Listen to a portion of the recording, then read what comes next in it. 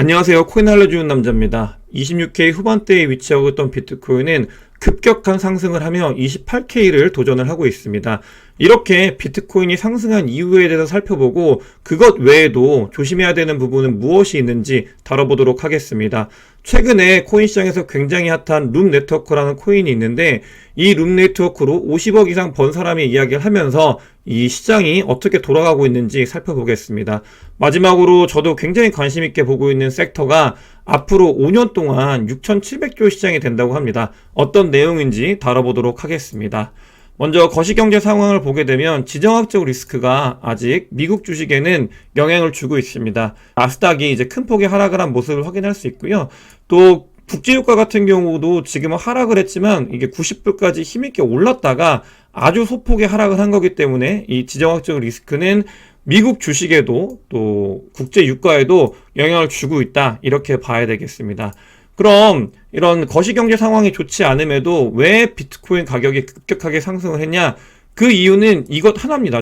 그러니까 미국과 이스라엘, 이집트가 일시 휴전을 합의했다는 소식이 전해지면서 비트코인 가격은 28K 근처까지 큰 폭의 상승을 한 모습을 확인할 수 있습니다. 지정학적 리스크로 하락을 했던 분을 다시 되돌린 것과 같은데, 중요한 거는 여기서 이게 진짜 사실이냐, 이런 것들을 살펴봐야 됩니다. 왜냐면 하마스에서는 관련 정보가 없다라고 이야기를 하고 있고요. 또 이스라엘 측에서 봤을 때도 인도주의적인 지원이 없다라고 이야기를 하고 있기 때문에 이 상승 같은 경우는 뭐 임시 휴전으로 상승이 됐다라고 볼 수 있는데, 지금 그 소스가 되는 것들이 아닐 수 있기 때문에 하락을 할 수 있는 가능성에 대해서도 열어놔야 되는 그런 상황이라는 걸 종합적으로 보면 알 수 있습니다. 그럼 지표로 비트코인이 어떤 식으로 움직이고 있는지 좀 더 구체적으로 살펴보겠습니다. 비트코인 가격이 상승을 하면서 28K에는 굉장히 강력한 저항대가 또 형성이 되고 있습니다. 과거에도 말씀을 드렸어요. 28K에서 28.5K 사이에는 아주 강력한 저항대가 존재를 하고 있다. 쇼터멀더 리얼라이즈 프라이스, 이런 온체인 데이터상의 자료 말고도 기술 지표로 봤을 때 여러 가지 이평선들이 엮여 있는 그런 구간이기 때문에 28K를 어떻게 뚫는지 봐야 된다라고 말씀을 드렸고, 실제로 이 물량들이 집결을 하고 있습니다. 이번 상승이 있으면서 이 리퀴데이션 맵을 보게 되면은 27K, 28K 있던 숏 물량이 모두 정리가 된 모습을 확인할 수 있습니다. 깨끗하게 이런 청산이 됐기 때문에 앞으로도 더 올라갈 수 있는지 가능성은 있습니다. 지켜봐야 되고, 아까 말씀드린 것처럼 상승의 모멘텀이었던 이 지정학적 리스크의 해소, 이 부분이 불확실하기 때문에 돈을 썼지만 올라갈 수 있을 가능성이 있음에도 조심해야 된다. 그런 구간이라고 보시면 되겠고요. 26K 이후에는 굉장히 강력한 또 롱 포지션이 구축이 되어 있는 걸 확인할 수 있습니다. 첨예하게 이 아주 타이트한 라인에서 변동성을 주면서 위로 아래로 올리고 내리는 그런 모습을 보이고 있다고 보시면 되겠습니다. 어제 멤버십 라이브 하는 날이었거든요. 일요일날. 그때 이런 바이낸스의 탑 트레이더 이야기를 드렸었어요. 어떤 이야기냐면 바이낸스의 그냥 일반 트레이더가 아니라 단기적으로 굉장히 트레이딩을 잘하고 많이 하는 탑 트레이더들을 트래킹하고 있는 자료인데, 이 부분이 이 자료 말고도 여러 가지 지표를 봤을 때, 그러니까 탑 트레이더들이 롱을 봤을 때 실제로 비트코인의 가격이 상승하는 걸 확인할 수 있었습니다. 그래서 보시게 되면 이 트레이더들이 롱 포지션으로 많이 보고 있다, 올라갈 가능성이 있다라고 말씀을 드렸는데, 실제로 28K 근처까지 상승을 했잖아요. 그 뒤가 중요합니다. 이거 올라간 거는 그렇다고 치고 그 뒤에 이 트레이더들은 어떻게 보고 있냐, 아직까지는 롱 포지션을 보고 있는 건 맞아요. 하지만 롱 포지션을 정리하고 이제 관마하고 있는 사람들도 늘어나고 있다, 이런 걸 그래프를 통해서 확인할 수 있습니다. 이 말은 아까 지표들과 종합해 봤을 때 지정학적 리스크까지 더해서 봤을 때 변동성이 그러니까 위로만 가진 않는다, 아래로 내려갈 가능성이 있다라는 거를 여러분들께서 염두하시면서 단기적인 뷰로 보시는 분들 같은 경우는 참고를 하셔야 되고요. 뭐 중장기적으로 보시는 분들 같은 경우도 전략을 세우실 때 이게 마냥 올라가지만은 않을 수 있구나라는 거를 꼭 염두하시면서 이 전략을 세우셔야 됩니다. 그럼 오더북이 더 어디에 붙어 있는가를 보게 되면은 30K, 그러니까 28K를 뚫고 나면은 30K까지 진한 오더북이 없습니다. 그렇게 해서 28K를 힘차게 뚫었을 때는 30K까지도 도전해 볼 만한 자리라고 볼 수 있고요. 다만 아까 말씀드린 것처럼 내려왔을 때는 다시 26K까지도 열려 있기 때문에 이 부분 지속적으로 살펴봐야 되겠습니다. 오늘 이런 단기적인 변동성에 대해서 좀 강조를 드리는 이유는 이게 조금 많아질 것 같아서 그래요. 이 박스권 안에서 가둬놓고 계속 왔다 갔다 하면서 다른 걸로 유동성을 여러 가지로 돌리면서 돈을 벌고 있는 시장이거든요. 특히 룸네트워크가 그렇고 오브스가 그런데 이렇게 비트코인을 박스권에 두고 위로 올릴 때는 다른 코인들도 같이 올리고 내리면서 같이 내리고 이런 모습들을 보이고 있고, 이런 것들은 유동성이 적을 때 나타나는 특징이기 때문에 오늘 이걸 보면서 계속 반복하면서 여러분들께 이런 장이다, 유동성이 말라 있을 때는 이런 식으로 움직일 수 있구나라는 거를 이해하셨으면 좋겠습니다. 이어서 말씀을 드리겠습니다. 룸네트워크라고 불리는 코인이 있죠. 룸네트워크는 실질적으로 그러니까 온체인 데이터, 그 다음에 이 프로젝트가 하는 일은 전혀 없어요. 아예 아무 일도 하지 않고 있는 코인입니다. 즉 완벽하게 세력이 장난을 치고 있는 코인이라는 전제를 달고 말씀을 드리겠습니다. 룸네트워크는 굉장히 오래된 코인이고요. 보시게 되면 3번의 불장을 거쳤습니다. 이 불장을 거칠 때 여긴 안 거쳤죠. 자기만의 불장이에요. 근데 지난 불장을 모두 뚫고 그 위에서 놀고 있는 모습을 확인할 수 있습니다. 이거는 첫 번째로 말씀드리면 세력, 마켓 메이킹이 있고요. 두 번째로는 한국인들이 연관이 되어 있습니다. 그리고 마지막으로는 이런 탐욕을 이용해 먹고 있는 거래소가 같이 연관이 되어 있다, 이렇게 보시면 되겠고요. 그러니까 돈을 50억 이상 번 사람 이야기를 드리려고 했는데, 이 사람 같은 경우는 거의 보시게 되면은 작업을 오래 쳤어요. 뭐 7개월, 6개월, 2개월 전부터 룸 네트워크를 모아가지고, 바닥이죠. 거기서 모아서, 그러니까 단 평단가가 얼마냐면 보시게 되면은 이제 룸 네트워크의 평단가가 0.057달러입니다. 0.057달러. 근데 이걸 모두 이제 코인베이스로 보냈습니다. 0.38에. 그러니까 보내가지고 한 50억 정도 수익을 낸 모습을 확인할 수 있습니다. 알고 있었을 수 있는지 그것까지는 확인이 되지 않지만 세력이라는 거는 분명히 존재를 하고 있습니다. 이런 그러니까 월렛들을 트래킹했을 때 마켓 메이커들이 작업을 해가지고 이거를 빗썸이나 업비트로 보낸 정황 증거가 분명히 있거든요. 그래서 업비트도 룸네트워크 엄청나게 많이 들고 있어요. 그래서 마켓 메이킹을 하고 있고 그런 움직임을 보이고 있고요.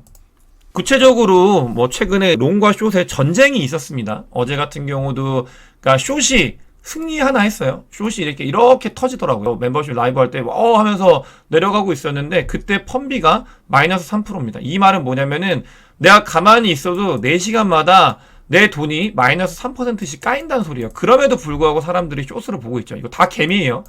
개미가 숏으로 보고 있습니다. 그러면서 내려서 숏들이 이기나 했는데 바로 끌어올려가지고 피해를 본 건 오히려 또 숏 물량들, 이 개미들이 더 많이 피해를 봤습니다. 이걸 모르고 개미들이 막 달라붙어가지고 숏 펌비가 거의 마이너스 3%, 맥스까지 찍은 거예요. 마이너스 3% 이상은 안 되는데 맥스까지 찍고 있습니다. 이거는 거래소에서 작정하고 돈을 벌기 위해서 노력을 하고 있는 거거든요. 여러분들께서 혹시라도 룸 네트워크에 관심을 가지고 계신 분들 같은 경우는 숏으로 돈을 버는 가성비가 너무나 떨어지는 구간이어서 조심을 하시면 좋겠다. 물론 오랜 기간 동안 숏 물량이 계속 들어왔기 때문에 조만간 숏이 되긴 될 거예요. 그 타이밍이 어딘지 모르겠지만, 하지만 그걸 찾아내기에는 가성비가 너무 떨어진 구간이기 때문에 그러니까 단기 트레이딩을 하시는 분들 같은 경우도 그냥 지켜보셨으면 좋겠고요. 여기서 룸 네트워크로 말씀드리고 싶은 거는 중장기적으로 오랫동안 트레이딩을 하고 2024년도, 2025년도까지 같이 가실 분들 같은 경우는 이거 한 가지는 아셔야 돼요. 불장이 오게 되면은 내가 그때 뭐 차트 띄워가지고 과거에 이랬으니까 앞으로 이럴 거다, 이렇게 이야기하시는 분들 많이 있는 거 아는데, 코인은 실제로 맞닥뜨려 보면 이렇게 갑자기 상승을 합니다. 그게 기회인지도 모르고 놓치는 경우가 많아서 2023년도에 자주 말씀을 드려요. 그런 부분들 계속 모아가시면 좀 더 좋을 것 같다 라고 말씀을 드리는 이유가, 이런 특정 코인들을 봐서도 저는 알 수 있다, 이렇게 생각이 듭니다. 조심하셔야 돼요. 기본적으로 룸 네트워크 같은 경우는 이거 작업 치는 거고, 오브스도 마찬가지입니다. 오브스는 아예 대놓고 DWF에서 그냥 빗썸으로 계속 보내고 있어요. 작업을 하고 있다라는 게 입증이 되고 있고, 물론 거기서 돈을 버시는 분들 같은 경우는 정말 트레이딩을 잘 하시는 분들이기 때문에 박수 쳐주시면 됩니다. 네, 대부분은 그렇지 못해요. 자, 그럼 비트코인 같은 경우는 어떤 움직임을 보이고 있는지 살펴보겠습니다. 온체인 데이터상으로 비트코인 고래들이 월렛을 봤을 때 비트코인을 모으고 있다, 굉장히 바쁘게 큰 폭의 비트를 모았다라는 걸 확인을 할 수 있습니다.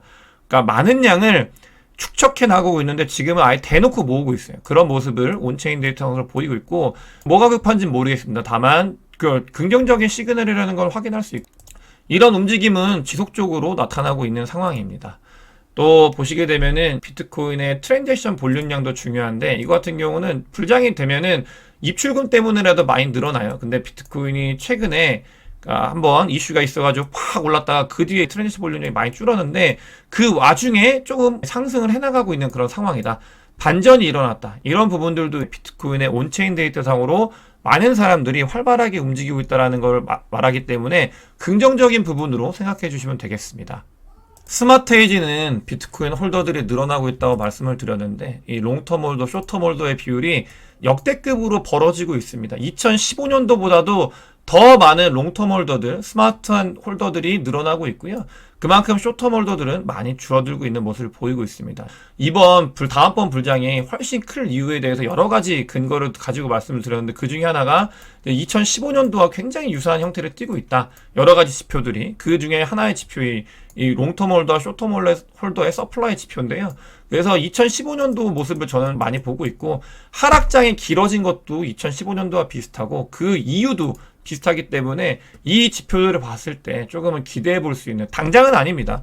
2024년도 5년도지만 2023년도에 잘 전략적으로 무언가를 준비한다면은 점프할 수 있는 좋은 기회지 않을까, 이렇게 보고 있고, 해시레이트, 비트코인을 채굴하는 업자들은 열을 내서 어느 때보다도 더 열심히 채굴을 해나가고 있습니다. 해시레이트, 다른 것들을 봤을 때도 비트코인은 올바른 방향으로 나아가고 있는 상황입니다. 제목에서 5년 안에 6,700조 시장이 열린다라고 말씀드렸어요. 여기서 중요한 거는 이 돈도 돈이지만 여러분들께서 아셔야 되는 거, JP모건, 시티가 주둥이 터는 게 아니라 행동으로 옮기고 있다. 자산 토크나 RWA입니다. 쉽게 얘기해서 RWA 메타가 6,700조 시장이 될 거다. 이거는 부동산뿐만이 아니고요. 다른 펀드도 쪼개고 있고, 그런 일들을 싱가포르 출장 갔을 때도 이쪽으로 전통 금융권에 있는 사람들이 많이 넘어와가지고 실제로 진행을 하고 있구나라는 걸 느꼈는데, JP모건, 시티 같은 경우는 그냥 말이 아니라 얘네들은 진행을 하고 있어요. 규제 논란임에도 불구하고 이 시티 토큰 서비스 만들었고, JP모건 같은 경우도 자기들의 예금을 가지고 토큰화하는 것들을 만들고 있습니다. 그만큼 자산 토큰화는 큰 시장이 될 거고, 이거는 두 가지의 팩터라고 말씀드렸어요. 이 레가시의 금융에 있는 사람들과 돈이 코인 쪽으로 몰릴 수 있는 그 근거가 되는 거고, 두 번째는 이 RWA가 하나의 메타가 돼가지고 사람들이 곽광을 하면서 돈을 쓰는, 이 안으로 돈이 들어오게 하는 그런 내러티브가 될 거다라는 말씀을 드렸습니다. 이 부분도 관심을 갖고, 이것이 코인 시장을 불장으로 이끄는 하나의 키 팩터가 될 수 있다라는 거를 다시 한번 말씀을 드리면서 오늘 영상 마치도록 하겠습니다.